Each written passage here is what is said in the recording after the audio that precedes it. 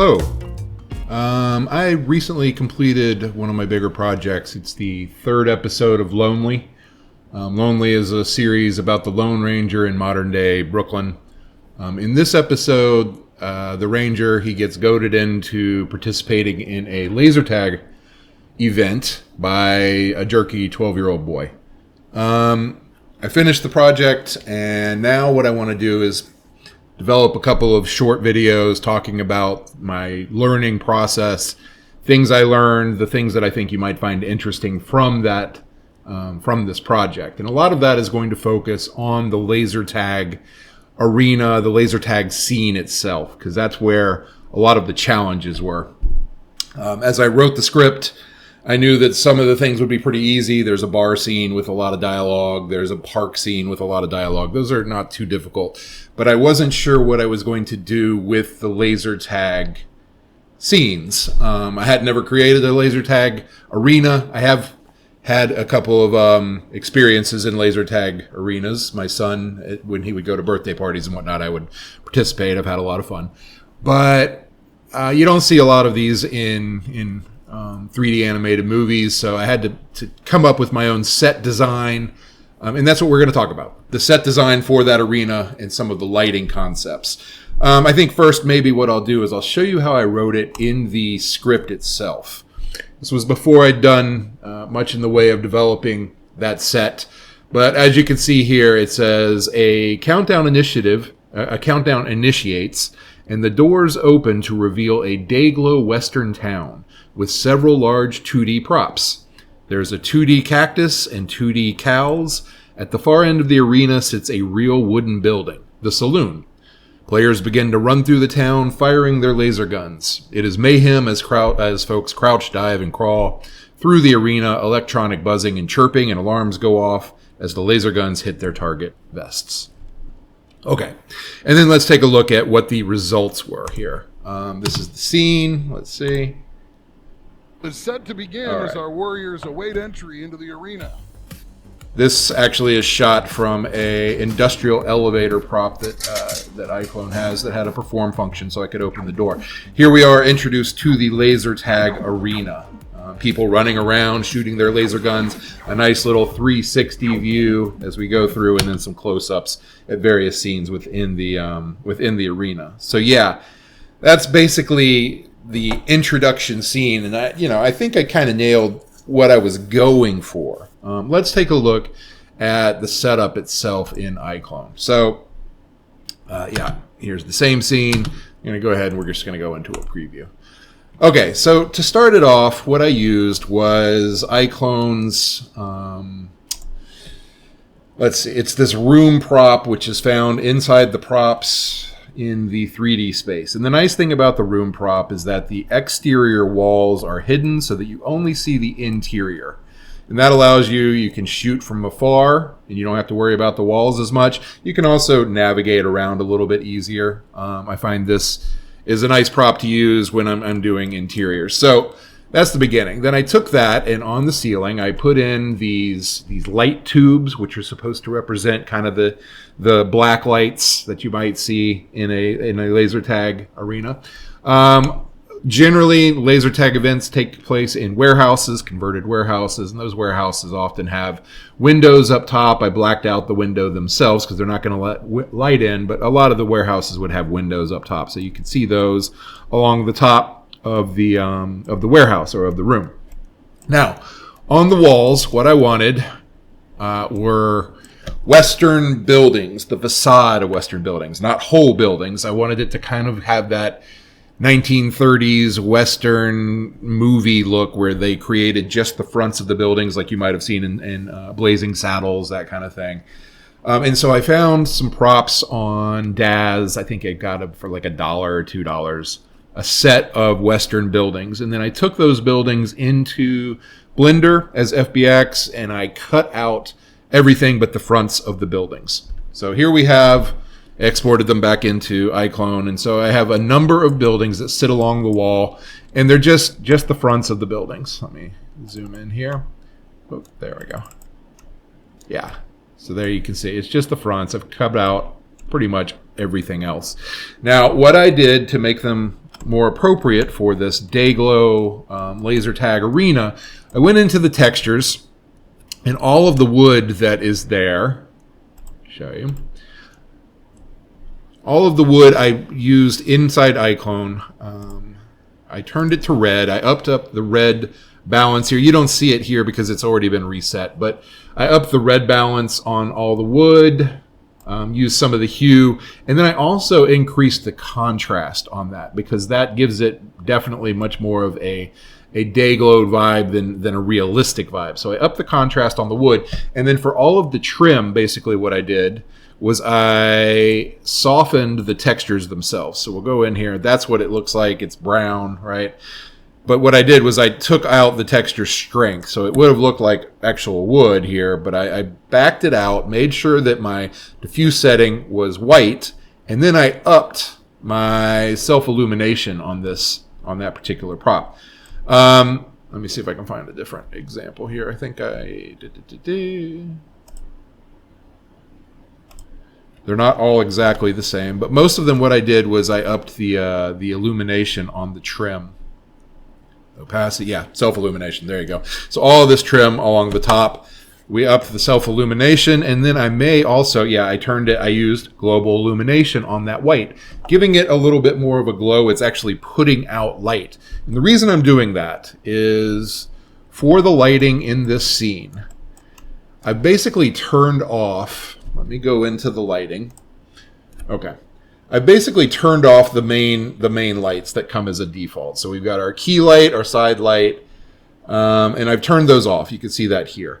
And so almost all of my lighting that's going on inside this scene is coming from global illumination. Let's turn off the global illumination, and you can see things are still glowing, the things which I've turned the self-illumination on, but nothing is really illuminated. Like this character here, you can see he's totally in black because I've got all the lights off. All of my characters, except for this guy.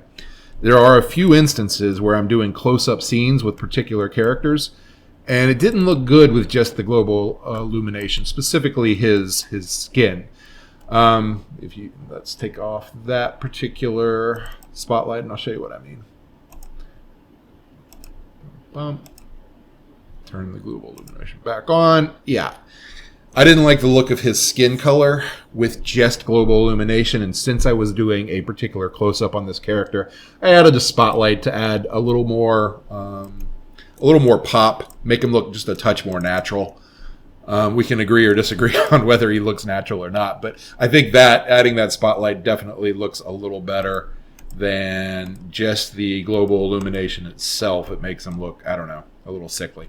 Anyway, so yes, my lighting in here is almost all done with global illumination, having things like the lighting up here. A lot of the buildings are illuminated. And then in the middle of the arena, we have this number of 2D props. And if you'll remember in the script, I had said 2D cows and 2D cactuses. These things here are basically PNGs. I found images that I liked. Let's go in. We'll take a quick look at it. I found images that I liked, put them into my photo editor. In my case, it was GIMP. And then added an alpha channel and cut out the backgrounds. Once you have it as a PNG, you can grab the image itself. You hit Control. If I just dropped it in, it would add it to a texture. So if I drop this in, I'll show you. If I drop it in here, it's going to add it as a texture somewhere in here. I believe it's on the walls. You can see how it's affected the walls back here. Because it's a PNG, it's making certain things. Yeah, in fact, it's on the room itself. You can see it on the floor there. And that's not what we wanted to do. So I undo that. And I'm going to go back into my folder. And I'm going to grab it again. And we're going to hit Control and just pull it in. And it will add it now as more as a prop. It's a layer with that image on it. And that's what all of these are. All of these cactuses, the cow that's back here, there's a wagon. And then what I did for the texture, I did increase the global illumination. I upped the self-illumination. And then you know what I did? I added a glow texture just to make it look like it's actually lit up. Now that's way too much.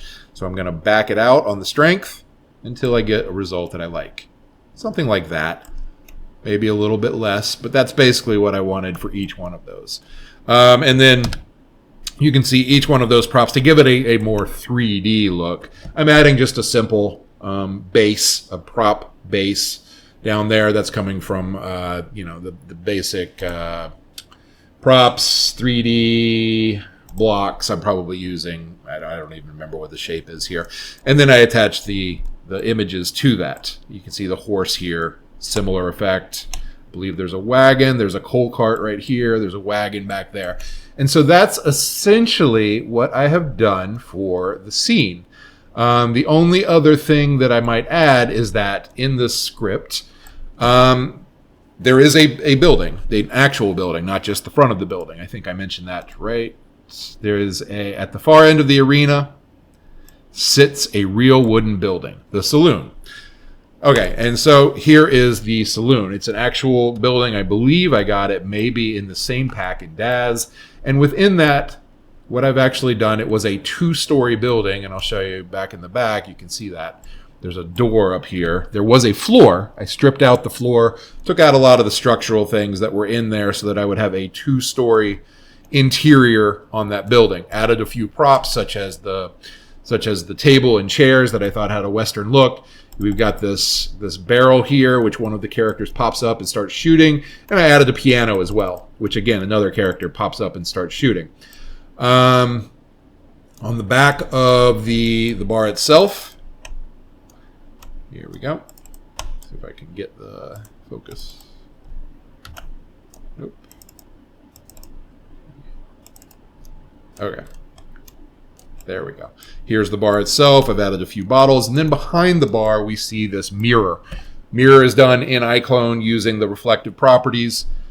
This actually worked out a lot better than I had hoped. It was an important part of the movie itself. There's a lot of scenes that are going on that require that mirror. And let's go and take a look at those. So, help! All right, Someone here's the save me. saloon. Here's our character running off to go into the saloon. Okay, and now we're inside the saloon, and you can see the mirror here in the back. Within the saloon, you'll see here's the characters popping out of those props, taking some shots at them, and then our character, our lonely character, our Lone Ranger, falls back behind the mirror, and I'm actually using the mirror for the understanding of the shots. And I like the way I did the camera setup here.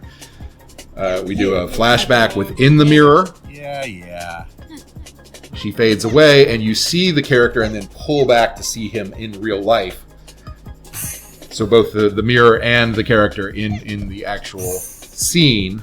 And then I have a scene, which is right here, where I'm using the mirror for a reflective shot, not for reflective laser shot, right there. So he's reflecting the shots off of the mirror, somersaults over the bar, and then does his final fancy, there you go. Very impressive. These were things that I was very worried about when I wrote them in the script, but I was able to pull them off. But you can see a lot of the set design that's in here was actually, as I wrote about it in the script, and I was able to actually incorporate a lot of that into the project. And so, yeah, that's basically all I wanted to say. I hope you got some use out of this, and I would just say I will link the actual video, Lonely, episode 3. I'll have a link to that in the description, and we'll post a link at the end of this video. If you have any questions or comments about the set design here, feel free to post them in the comments. I'm going to do a couple more videos. I think my next one might focus on some of the accessories, which are the laser tag vest and the laser tag gun, and how I prepared them for this scene so that I would have easy setups, essentially adding perform functions for various things that were done over and over again. It made it easier for me. And then, of course, the lasers. I think the lasers are very important in making this scene come alive. And the way that I was able to put them in and the way that I was able to use them, I think makes the scene really happen. So those are some things that I think I'm going to attack next in my next short video.